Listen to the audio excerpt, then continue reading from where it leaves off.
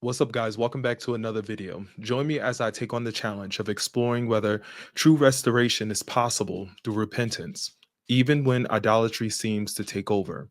See, idolatry is a term that is often associated with ancient civilization and their gods, but it's more relevant in today's society than you might think. At its core, idolatry is about elevating someone or something to a status of ultimate importance, often at the expense of everything else. This can manifest in many ways, from materialism and career driven ambitions to relationships and even social media. That's what we're going to be diving into in Exodus chapter 33, verses 4 to 6. And without further ado, let's get started. So now let's begin to read. When the people heard these stern words, they went into mourning and stopped wearing their jewelry and fine clothes. For the Lord had told Moses to tell them, "You are a stubborn and rebellious people. If I were to travel with you for even a moment, I would destroy you. Remove your jewelry and fine clothes while I decide what to do with you." So from the time they left Mount Sinai, the Israelites wore no more jewelry or fine clothes. Recognize and read of scripture, and we all say, Amen. The Life Application Study Bible tells us this on the right hand side for verses 5 and 6. This was not a permanent ban on all jewelry, it was a temporary sign of repentance and mourning. In chapter 35, verse 22, we read that the people still had their jewelry. Now let's look at similar verses to better understand what these verses are telling us by cross reference. Let's take a look. For verse 4, we get Numbers chapter 14, verse 1 and verse 39. Let's take a look. Then the whole community began weeping aloud, and they cried all night. For verse 39, when Moses reported the Lord's words to all the Israelites, the people were filled with grief. For verse 5, we look at Exodus chapter 33, verse 3, and it reads, "Go up to this land that flows with milk and honey, but I will not travel among you, for you are a stubborn and rebellious people. If I did, I will surely destroy you along the way." Now let's go into the interpretation. Let me give you some more information for your study. Guys, the second essential for restoration or to be forgiven by God is to be an absolute essential, that of repentance. The news that a mere angel would lead them, that God Himself, personal presence, would no longer guide them. This distressed the Israelites. They became deeply concerned and worried and troubled over the news. They knew that things were not fully right in their relationship with God. I want you to note what happened though. When we're looking at verses 4 to 5, we see that the people begin to mourn and repent in verses 4 to 5. Their repentance is symbolized in that they wore no jewelry.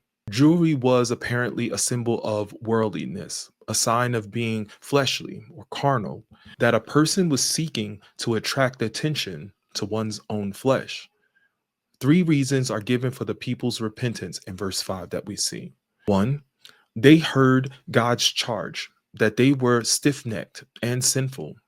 Number two, they heard of God's warning of judgment, that if they continued in their sin, He would destroy them. Number three, they heard God's demand for repentance, that they strip off their jewelry, a sign of worldliness, that they symbolize true repentance and mourning for their sins that they committed. I also want you to know how this point is re-stressed here. The people stripped off their jewelry. They obeyed God. They repented in verse 6 that we see. What I see here is that repentance is essential for restoration. When we sin, we must repent. We must not remain stiff necked and sinful. We must hear God's warning. If we continue in our sin, His judgment will fall upon us. We must hear God's word. We must hear God's demand for repentance. We must strip off all signs of worldliness. Let's look at some scripture that support this. Let's start with Second Chronicles chapter 7, verse 14. "Then if my people who are called by my name will humble themselves and pray and seek my face and turn from their wicked ways, I will hear from heaven and will forgive their sins and restore their land." Solomon asked God to make provisions for people when they sinned. God answered with four conditions for forgiveness. Humble yourself by admitting your sins. Number two, pray to God asking for forgiveness. Number three, seek God continually. And number four, turn from sinful behavior. True repentance is more than talk, it's a changed behavior. Whether we sin individually, as a group, or as a nation, following these steps will lead to forgiveness. God will answer our earnest prayers. Let's head over to Isaiah chapter 55, verse 7. Let the wicked change their ways and banish the very thought of doing wrong. Let them turn to the Lord that he may have mercy on them. Yes, turn to our God, for he will forgive generously. Let's head over to Ezekiel chapter 18, verse 21. But if wicked people turn away from all their sins and begin to obey my decrees and do what is just, then they will surely live and not die. Now let's look at Ezekiel chapter 18, verse 31. Put all your rebellion behind you and find yourself a new heart and a new spirit. For why should you die, O people of Israel? Let's jump over to Joel chapter 2, verse 12. That is why the Lord says, turn to me now while there is time. Give me your hearts. Come with fasting, weeping, and mourning. God told the people to turn to him while there was still time. Destruction will soon be upon them. Time is also running out for us as well, because we don't know when our lives will end. We should trust and obey God now while we can. Don't let anything hold you back from turning to him. Let's head over to Matthew chapter 3, verse 2. Repent of your sins and turn to God, for the kingdom of heaven is near. The kingdom of heaven begins when God himself entered human history as a man. Today, Jesus Christ reigns in the hearts of believers, but the kingdom of heaven will not be fully realized until all evil in the world is judged and removed. Christ came to earth first as a suffering servant. He will come again as a king and judge to rule victoriously over all the earth. Let's head over to Luke chapter 13, verse 3. Jesus says, not at all. All you will perish too, unless you repent of your sins and turn to God. Let's take a look at Acts chapter 2, verse 38. Peter replied, each of you must repent of your sins and turn to God and be baptized in the name of Jesus Christ for the forgiveness of your sins. Then you will receive the gift of the Holy Spirit. If you want to follow Christ, you must repent of your sins and turn to God and be baptized in the name of Jesus Christ for forgiveness of your sins. To repent means to turn from sin, change the direction of your life from selfishness and rebellion against God's laws. At the same time, you must turn to Christ, depending on him for forgiveness, mercy, guidance, and purpose. We cannot save ourselves. Only God can save us. Baptism identifies us with Christ and with the community of believers. It is a condition of discipleship and a sign of faith. Let's head over to Acts chapter 3, verse 19. Now repent of your sins and turn to God so that your sins may be wiped away. When we repent, God promised not only to cleanse us of our sins, but to bring spiritual refreshment to us. Repentance may at first seem painful because it is hard to give up certain sins, but God will give you a better way. As Hosea promised, oh, that we might know the Lord. Let us press on to know him. He will respond to us as surely as the arrival of dawn or the coming rains in early spring. Hosea chapter 6, verse 3, you could check it out. Do you feel a need to be refreshed? Then repent. Let's take a look at Acts chapter 8, verse 22. Repent of your wickedness and pray to the Lord. Perhaps he will forgive your evil thoughts. And let's look at Acts chapter 17, verse 30. God overlooked people's ignorance about these things in early times, but now he commands everyone, everywhere, to repent of their sins and turn to him. Paul did not leave his message unfinished. He confronted his listeners with Jesus' resurrection and its meaning to all people, either blessings or punishment. The Greek had no concept of judgment. Most of them preferred worshiping many gods instead of just one God. And the concept of resurrection was unbelievable and offensive to them. Paul did not hold back the truth, though. However, no matter what they might think of it, Paul often changed his approach to fit his audience, but he never changed the basic message: Jesus Christ. Let's recap. In modern times, idolatry can look like an endless pursuit of wealth, status, and physical appearance.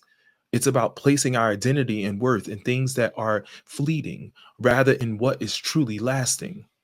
But here's the thing: when we make idols of these things, they can end up controlling us, dictating our every move, and ultimately destroying parts of our lives.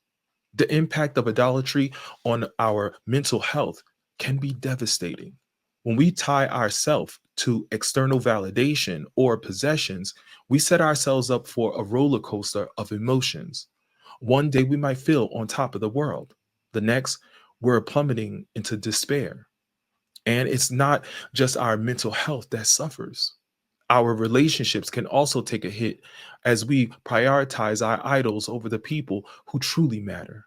We become isolated, alone, and unfulfilled. Spiritual well being is another area where idolatry can wreak havoc in our lives. When we put others above a higher power or spiritual practices, we can feel a sense of disconnection. It's like we're living someone else's dream rather than our own. And the consequences don't stop there. Idolatry can also affect our physical health as we sacrifice our well being for the sake of our idols. The consequences of idolatry can be severe. I've seen people struggle with anxiety and depression because they felt trapped in a cycle of idolizing success. Others have lost meaningful relationships because they prioritize their idols over their loved ones. These stories serve as a reminder of importance of recognizing the idols in our lives. Some might argue that their idols have brought them happiness and success. And it's true, the allures of idolatry can be intoxicating. But the thing is, this happiness is often short lived. There's no doubt that the fulfillment we get from our idols is temporary, and eventually it wears off. We're left craving more, chasing after the next fix, and the cycle continues. So, what's the way out? The good news is that restoration is possible, but it requires genuine repentance and a willingness to turn back to what truly matters. It's about recognizing the idols in our lives and letting them go and seeking a more authentic way of living. This journey isn't easy, but it's one that can lead to true freedom and fulfillment. If you've been impacted by idolatry in your own life, I would love to hear from you in the comments section below. I want you to share your thoughts and experiences in the comment section. And if you're looking for more content on personal growth and self improvement, be sure to check out my next video, where we'll explore another challenge to living a more authentic life. I want to thank you for watching. God bless you. God bless your family. And I'll see you in the next video. Thanks.